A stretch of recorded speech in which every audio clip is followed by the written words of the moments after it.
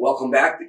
Episode 2 of Brimfield Matters. We got a pretty good response, I think, from the first episode, and it was fun to do. I think we've gotten some good constructive criticism, and I think we're going to hopefully get better every time. Yeah, not much criticism as much as applause for doing it. And, yeah. So thank you for all the feedback. We do appreciate it. As you can see, we don't have the circle behind us anymore. That's right. And that was one of the big things. Yeah, lighting. It's all about the production. But I think that the content was well received, I think. And we got a lot of positive feedback for continuing on, which is great. That's what we were looking for sure. Absolutely. So some of the feedback that we got, also some of the questions, and I guess we'll start off with jumping right in, which would be the caucus. And people were asking about the caucus. A lot of people haven't been. Historically, when I've gone, there are probably only 50 people there at tops. Yeah. And we'd love to see more participation. Right. So maybe just the idea of what the caucus is. The caucus is a meeting where you, the audience, suggests a person or nominates a person for a seat, an election, a seat that will be open and filled by the next election. That has to be seconded by somebody present and then received by the person. I think the person has to accept it. I don't know if they have to be there, but they have to accept it to the clerk within a short amount of time. I can't remember. I believe it's 5 days. Okay. So what, if we were in a caucus, what would happen is the moderator usually runs it, if I remember right. You nominate, the first nomination is the moderator for the caucus. And then the secretary as well to keep Correct. track of. Right. And then it goes by each seat that's open, and then you nominate a number of individuals for that until everybody is, the audience is sufficed. Like there's nobody nominated further than a certain number, and seconded, obviously. And then those names will go onto the ballot at the next election. So it's quick. It's usually it's usually done within half an hour, 45 minutes at tops. And it's interesting to see. It's usually pretty straightforward. The people that want to run for an office should be there.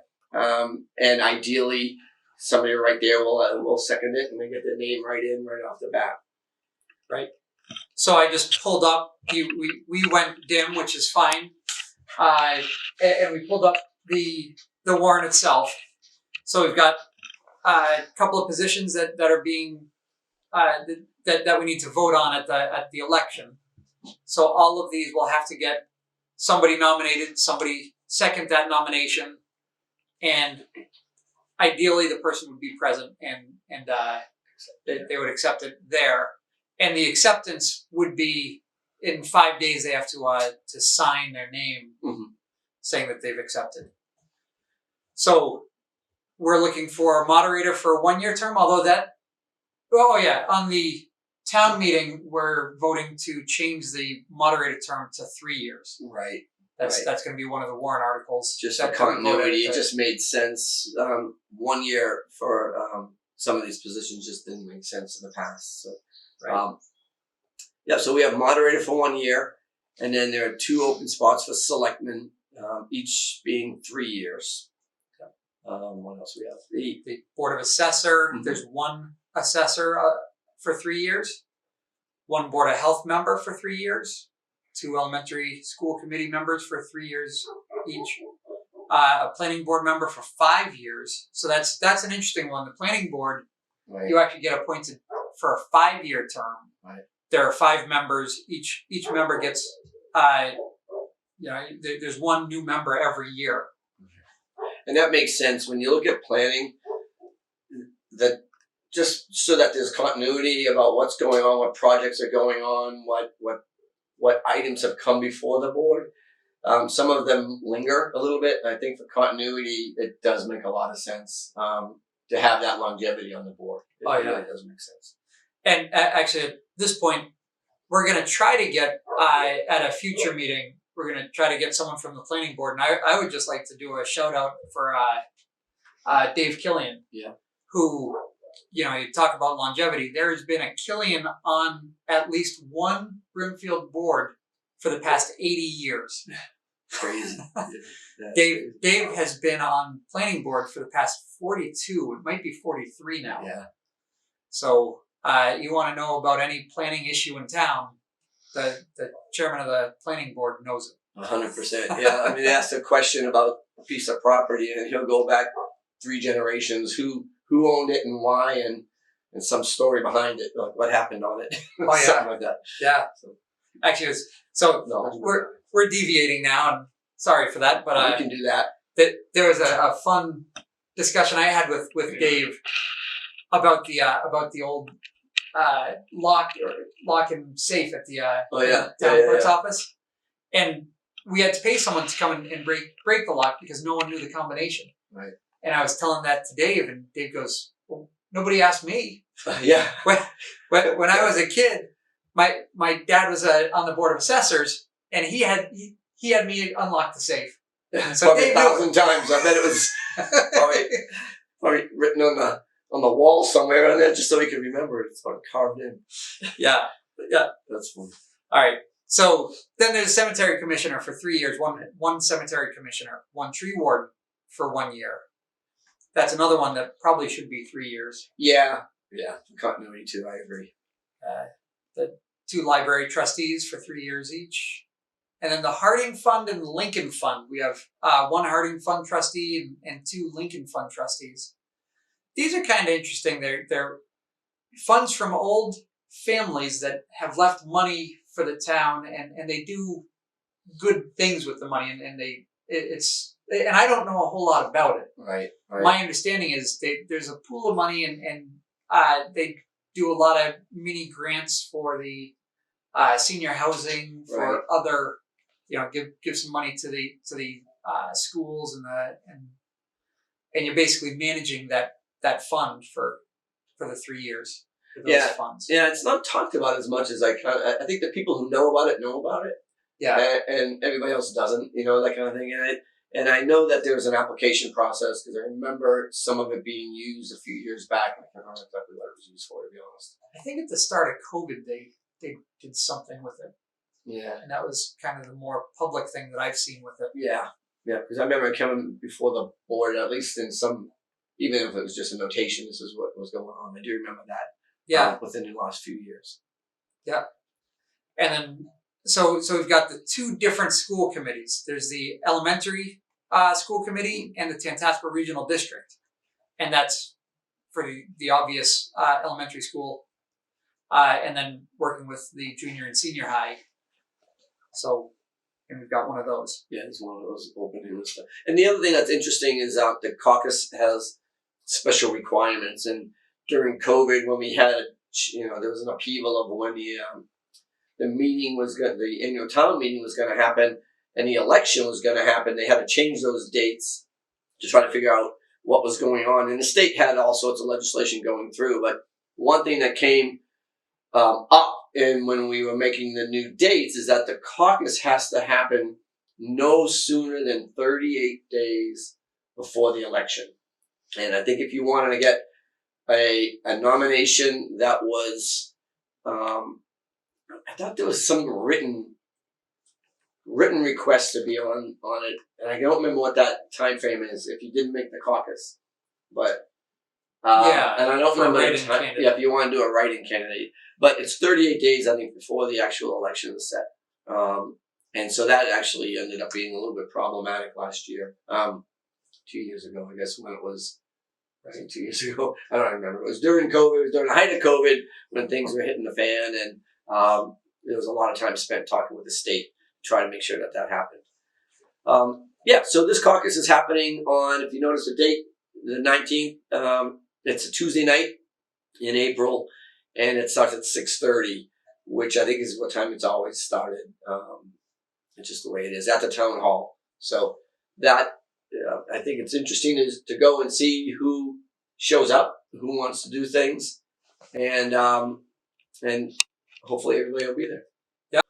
So this warrant is all of the elected positions in town.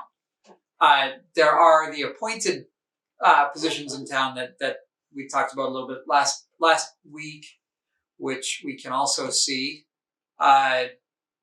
here on the website. We should be able to see it. Well, he's getting at, we could just talk the appointed positions.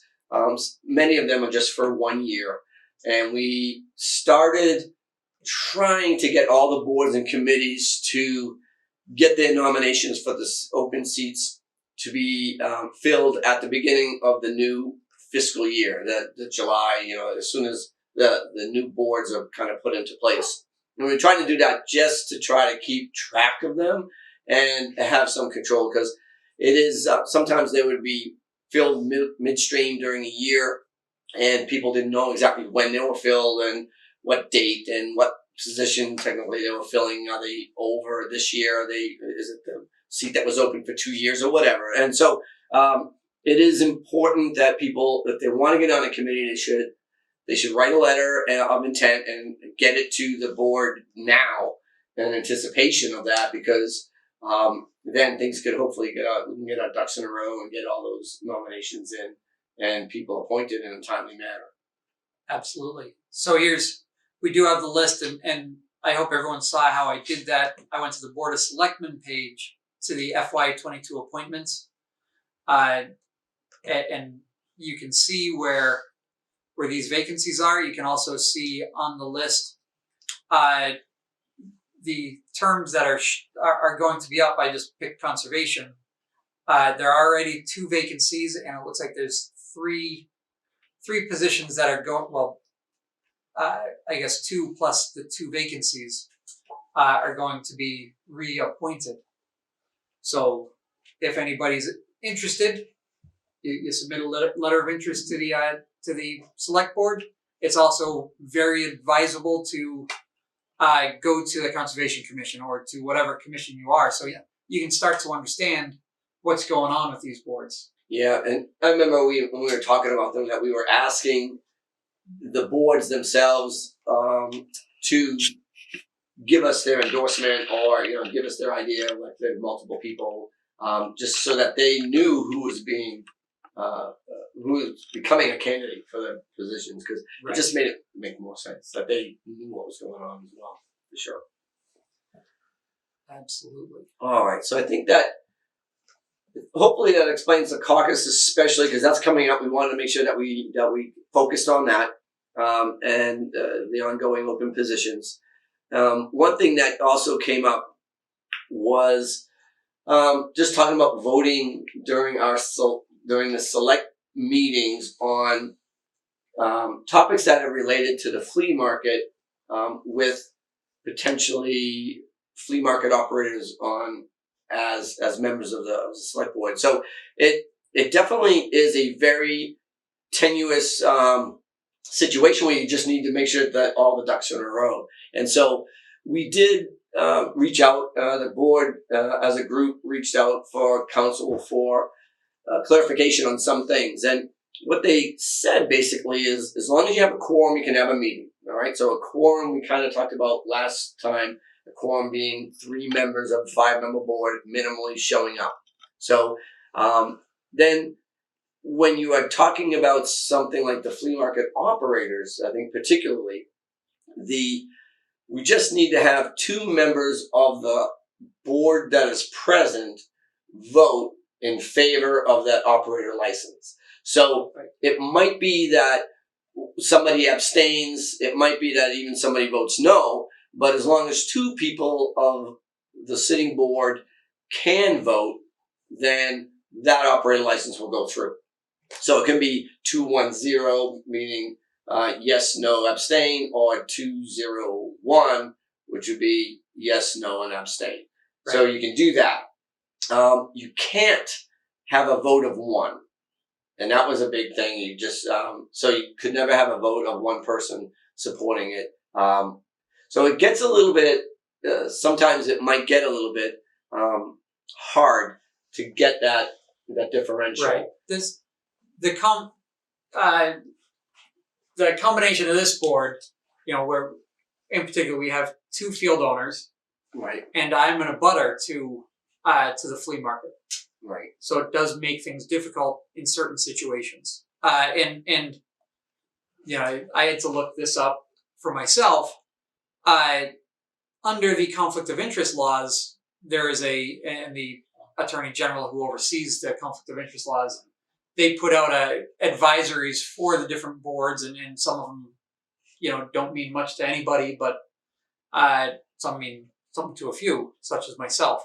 And there was one about abutters, and basically their thought process is anything that could affect a board member financially, it could be considered a conflict.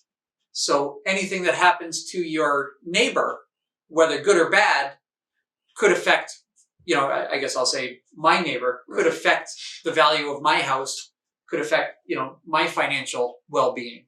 So they say that any sort of direct abutter or even proximal abutter, you should refrain voting from. Right. We do have a little bit of an unusual situation where we do have a 5-member board. It just hasn't been 5 members, and unfortunately, one of the members is not an operator and could vote, Right. and I can vote because I'm not an operator, and it would make it a little bit more transparent, and I think it would fulfill the requirements that the legal counsel has kind of suggested. But there is, and you'll hear this term come about once in a while, there is a rule of necessity that people talk about. And the reality is, when you look at the rule of necessity, it's usually for pressing legal matters that need to be dealt with right away. And I'm not sure what constitutes a pressing legal matter that has to be dealt with. I mean, obviously, if there were a law that, you could only get funding from the state if you had this signed by this time, and you could put it into something like that. But for an operator license, I'm not sure. What becomes the pressing for them? It's pressing, and it doesn't seem right. I think what we would probably have to do, the board would probably have to get legal counsel and say, this is what we have to do. Is it okay? And have it in writing. They recommend doing all that in writing. And so the rule of necessity just says, okay, even if you have a conflict, you're going to have to vote on it. And so the hope would be that you vote, the correct way and not a biased way just because of your conflict. And then the rule of necessity then allows, if that's invoked, all of the members that are present vote, no matter what, whether they're abstaining they can vote to abstain, but they have a vote. Right. Right? They can participate in the vote rather than not participate and recuse themselves. Anything else on that? I think that covers it pretty well. Yeah, it's a very it's an interesting, when you read it and you read the examples online. It's some of them is like it's obvious. It's like everybody knows that would be a rule of necessity, and then it's you use it just because it's convenient. And what's convenient and what's legally pressing, and that we would have to get. The board would have to get clarification on something like that. Right. Yeah. Anytime that the rule of necessity is required, like Paul said, you got to go to either your town council or the conflict of interest division of the attorney general. Yeah. And ideally, get it in writing. They really want you to have it in writing. So anyhow, I hope that kind of summarizes that, the voting capabilities, I guess, of a board that has several different avenues, I guess, to think about, or potential conflicts of interest, or people need to recuse themselves. So, yeah. All right, excellent. One of the other questions, should we bring up the common vic? Sure. All right. So this has been an issue for years, several years, with every board it seems with every new group just talking about what the common and I've seen it pronounced common vittler license, common victualler license, but everybody calls it the common vic. So you want to explain what it is, and we'll go Sure. from there. So when this came up, I had to abstain because I have a food truck, and the common vic is a license that was required by the select board for any food establishment, and it cost $75 for the license, and it allowed me to operate my mobile restaurant anywhere in town. This also applies to Black and White. It applies to all brick and mortar restaurants. Right. In addition to the common vic, you also need Board of Health licensing, which, and they do an inspection, and it's, they do all the heavy lifting, the Board of Health. Right. So the Board of Health does all the heavy lifting, and we had this license that we did to allow people to operate. And there wasn't a whole lot of work that the select board did except check for workers' comp. We had to have workers' comp. And there were a couple other forms. We looked at back taxes and made sure that every vendor was up to date with taxes, property taxes, if they were from town. Right. Before we issued it. Yeah. So one of the ways to have bypassed needing a common vic would be to have had a hawker peddler's license at the state level. Yes. Now, a hawker peddler's license allows, basically it's a transient vendor, and there are stipulations of what you can and can't actually sell, and there's a lot in, let's see, it's in Part 1, Title 15, Chapter 102 of the Mass General Laws. Anyhow, I've got it written here, but the what it does, that allows you to go town to town within the state. Without that, they allow each state or county or subdivision thereof to issue some sort of permit on their behalf. And that would, the way I understand, that would negate the need for the state hawker peddler's license. Right. Is that how you got it? All right. And so at some point, and I honestly haven't done the research to see when this all happened at the Brimfield level, but at some point, Brimfield elected to use the common vic for the food trucks. Right. Now, there's a huge difference between the common vic and the peddler's license, the hawker peddler's license, at the usury level. All right, you want to embellish that a little bit?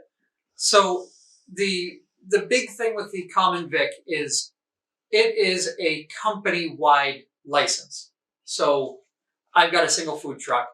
If I had multiples, my single common vic would cover that. The hawker peddler license is something by the state that is everybody. And the hawker peddler came about in the days of the traveling vacuum salesman.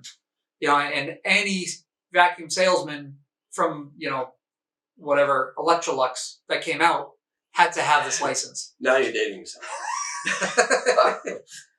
So, I just made that up. No, I'm sure right? it's up. Yeah. I'm sure it was all when Bewitched was on TV, back in the day. But yeah. So it, with my truck, we're gonna have to get 3 hawker peddler licenses, and it's a tricky license because the first step in getting it is you have to get a letter from the police chief, right? And this starts the process with the state, and the state doesn't have the time to do a background check and understand all this.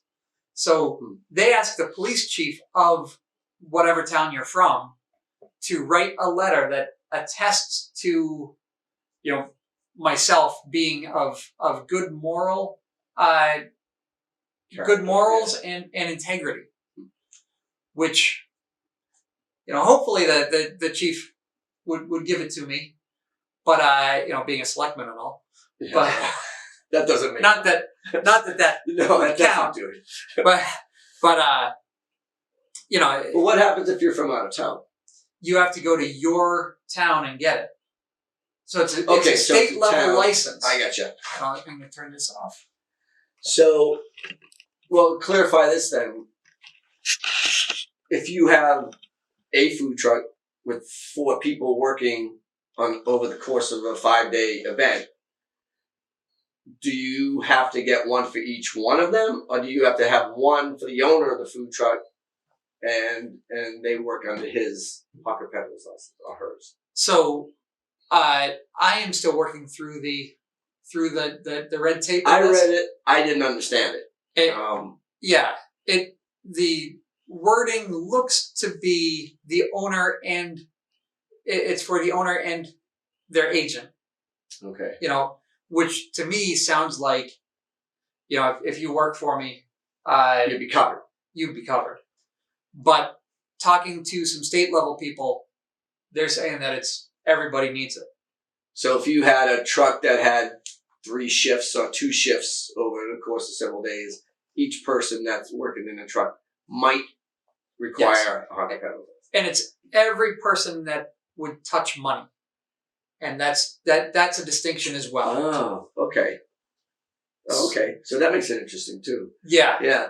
And so, so again, going back to when this all started, we don't know. I don't really know. But when it sounded like they just said, well, Brimfield will have the common vic cover that. Right. And then the truck could be covered for the show. Right. Or for the year, actually, for 3 shows in this particular instance, and any event that they might go to during the year otherwise, from what I understand. Right. And so, and that was $75 or $75. $75. The hawker peddler license is going to be dependent on what town you're from. Well, no, it's a state issued license. Oh, it just has to come through the police chief Right. of the town because of moral character. Right. So yeah, Okay. I'll get my attestation from the chief. Right. Send that in with the rest of the application to the state. State will then hand me a hawker peddler after I pay $62. 62. And is that a license? Is that a year? Yes. Okay, so that would be at the beginning of the year. Okay. Yep. So, all right, gotcha. And that's every person would have to get that. Right. Is my So- current understanding. So if a food truck didn't have a hawker peddler license, well, let me go back. Do you know? And I have no idea, but and I'm not necessarily expecting that you might know or not. But do you know if other towns habitually require the hawker peddler license versus a local license? Maybe not called a common vic, but a local. Yeah. Here's your license for the food truck license. Yep. There are. It varies. Okay. You know, and some people use the common vic. Some people don't do anything, which defaults to. So actually, I'll go back and say, the hawker peddler at the state level is superseded By the local. I believe by the local. Yes, that's what I heard too. So, so if you have a local one and they say, "Here's your food truck license for this event or this year or whatever," Right. And we're giving this to you, you don't need to get the hawker peddler license at the state level. Right. But if you don't have one at the local level, Then you need one at this. You need something. right. If you go to a town that does not have a local license like the Set common up. vic, Right. then you need the hawker peddler. Okay. Yeah. So that may have been why they. And I don't want to put words in the mouth of select boards in the past, but it may have been why they just said, let's use this, because it makes it relatively easier for people to come in and out with that one license Right. at the local level, at the time. Yeah. And I believe our discussions from past years before I had my food truck, or when I wasn't running it, we were talking about it, and the idea was at some point to have a mobile Right. common vic. To change the name. Yeah. Right. Because right now, common vic is a brick and mortar. It suggests seating. It suggests that. Right. It's different. Right. And it didn't make sense. And I remember Selectman Olson at the time was trying, I mean, he was adamantly against this being used the way we were using it in the past, and he was trying to sort that out at some point. And then, again, just like a lot of things, we probably need the bylaw committee to come in and look at these things and say, you know what we need is another permit name. You know, call it food truck license. You know what I mean? A temporary food truck, a mobile food truck, mobile vendor license, or something like that to that effect. Yep. So, all right. Just another interesting side note.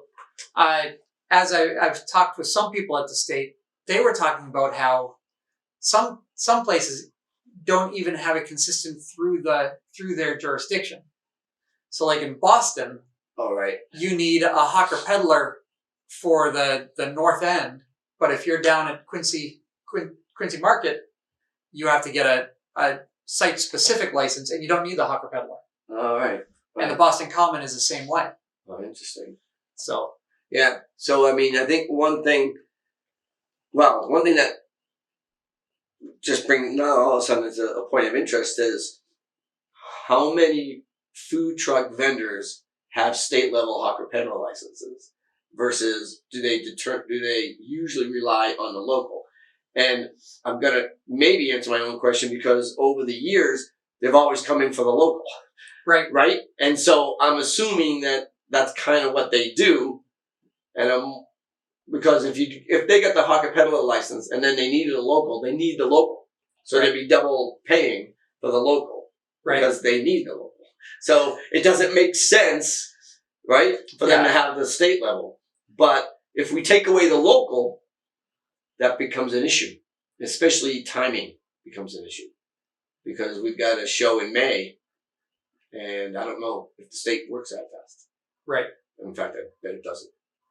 Okay, so you just brought up the bylaws and bylaw committee, and I think that's a good segue to kind of start talking about some of the deeper waters and going on in Brimfield, which right now we've had some preliminary discussions, heated discussions about some of the bylaws that have been requested. In particular, there's a couple of flea market bylaws. And I'll just say that, part of being a selectman that I've found is that I've done a great job if everybody in town is upset with me for something. Right. Right. Unfortunately,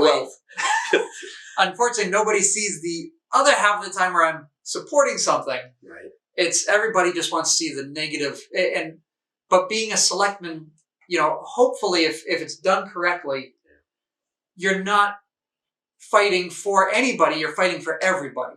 Right. And you're trying to make things fair throughout town. Right. Well put. And I think, the flea market is definitely one of those hot button topics. Sure. And a perfect example is this tent bylaw. On every year. Every year it comes up. People want, why are the tents up? Why are the tents up? And I do remember having a discussion several years ago, just one of those like probably a Dave Killian kind of thing, or Mr. Moriarty, saying, well, back in the day, it was a wink and a nod. Everybody did this, and they either took the tents down or whatever. They had an agreement. When you look at some of the bylaws, a little bit off the flea market topic, but just the bylaws in general. I was reading through just in prep for some of this, and some of them, 1958, they were made. I mean, they just need to be looked at and revised because the wording is off. And I think, honestly, the bylaw committee could work on day one and work a lot of hours by the next annual town meeting to fix it and still not get everything done. To be honest, there's a lot of work that needs to be done step by step. But I do think that discussing these, especially the flea market ones, because everybody said there's so many of them. And I think when you find that there's a lot of regulatory bylaws made, it means that somebody came up and had an issue with something that was behind all that. And so, and I don't know exactly, you can see when it was made. Actually, it has the date when it was made and when it was amended. It doesn't tell you, you have to go do some research to find out what was amended in each one. But the tent bylaw is one that, people say, oh, the tents look terrible. And for your operators, it's like the tents are part of my operating expenses and I need them there. And the reality, people don't understand the logistics of putting up all those tents, and then and some of the work that goes into it. Well, you got to organize the tent companies to bring them in and then take them down. Of which there are only, I think, 3 that operate in This the area. show for the most part. Yeah. Yeah. And so, and then obviously they've talked about weather as being an issue, and certainly you can't wrap up a canvas tent in the rain and expect that it's not going to be mildewy and nasty when you open it up. So there's a little bit of that kind of plays along with it. And one thing that I found when we were researching this several years ago is that you need a permit to put up a tent. You know, these tents, they need to be inspected. And so if you raise it up and then tear it down and raise it up and take it down again, you need to get a new permit every time you put it up to make sure it's put up accurately. Right. And that became an issue because the state allows a temporary tent structure to be put up for 180 days. And so if the state says it could stay up for that amount of time, what's the incentive for taking them down and paying an expense to have them inspected each time? It just doesn't make a lot of sense. Right. And I think the inspection is there's a building inspection, and if there's electricity, I think there's also a fire inspection that has to happen as well. All right. Yeah. Yeah. So there's a lot more involved than just wrapping up a tent and putting it into a garage somewhere. There's just more involved in that, and I don't think people really understand. But it's hard. It's hard when it's been sunny for 3 weeks after, and they're still up. You know, right. So there's got to be some sort of common acceptable time frame, and I'm not sure a bylaw is going to get that time frame, but it will instill some discussion. There's no doubt there's going to be some discussion. You had mentioned before that you think the bylaw committee should start day one and review all this. I think that should be the case with the flea market bylaws as well. Advisory, yeah. You know, and the flea market advisory committee. Right. You know, and to be honest, you know, one of the reasons why I wanted to be a selectman was because, you know, there's so much happening right now at crunch time, right before town meeting, and I wanted to extend it out a year. Right. I'm sure that's one of the reasons you wanted to be a selectman too. And it just, you know, because we're all part-time, we're all busy, it hasn't happened. Right. And there's so much more that should happen. You know, the last salary survey that was done in 2018 was done this time of year. Right. You know, and yeah, everything seems to be that right after the holidays to the annual town meeting, it seems like that is crunch time. Everybody has deadlines and got to do this, and the reality is a lot of other things are getting done, but there's a lot of stuff that could be getting done that isn't. And we know, you know, people, it's a volunteer kind of government, and it's, you know, life gets in the way of some things, but really it would be good to get all these things rolling right off the bat after the fiscal year starts. Yeah, and the bylaw committee and the flea market advisory committee are two committees that really should have a lot of participation. Yeah, they could change the town. I mean, literally bring the town together by working together and ironing out some of these, I guess, misunderstandings and maybe even misperceptions. Oh yeah. Like, you know, we're putting new bylaws together just so that we could slap fines on people. Well, no, that's not what it was. You know, you look at these, there are very few fines in any of our bylaws, not just the flea market ones. And some of them are like $5 and $10. You know, I mean, they go back, you know, literally $5. Like, you know, 100 years, 80 years are going back. So I think that when we look at these things, yeah, you're right. You're looking at them to kind of reword them and whatnot. And if it's a fine, if it's a thing, then yeah, you have to reword that to current 2022. You know, you have to make it make sense. And there's a lot of work to be done, but it's not, you know, these are laws that are already in the books that we just got to iron out and figure out what we want them to say. Right. And the town meeting makes them say what they want. I mean, that's the group. And I'll invoke Mr. Killian one more time. Nice. And say that you know, with the planning board, a very sad thing that has happened time and time again is they have tried to change the solar bylaws, the solar field bylaws, multiple times, Right. and they've spent a lot of time at the planning board trying to fix that. Right. And then they bring it in, and to fix the holes that are in our current zoning bylaws, what was a paragraph should be 3 pages. Right. And they try to get that done, and they have all their meetings. Not many people attend the meetings, and then somebody stands up at town meeting, Right. pokes one hole in it, Right. and sinks the whole thing. Yeah. I mean, the one that they passed, I mean, it was a compromise. I mean, the one that they passed a few years ago, but it's still, that's why you have all these citizen petitions. I want a solar field on this field, and it's a little bit different than what your regulation said. Well, again, the regulations that were tried to put in place was to try to control things in a town specific way, and it didn't go through several times. I mean, they were beating their heads against the wall for a while. Unfortunately. Yeah. So it's, one of the drums that I've done multiple times now and will continue to beat, Right. or drum or whatever it is public participation, and being at these meetings. Yep. When not a town meeting. Town meeting is a great place to do the votes. Right. It's not a great venue to do the debate. Right. Almost everything at town meeting, if it's financial, it usually goes through the Board of Selectmen. It always goes through the Finance Committee. If it's zoning based, it goes through Planning Board. They have public hearings about it. Right. If it is anything to do with the general bylaws, that also comes usually through us, and then public hearings are at the bylaw committee. And the annual town meeting is really not the place to have these debates, because the meeting just goes on. There's a line of people at the microphones, and it's hard to keep it under control.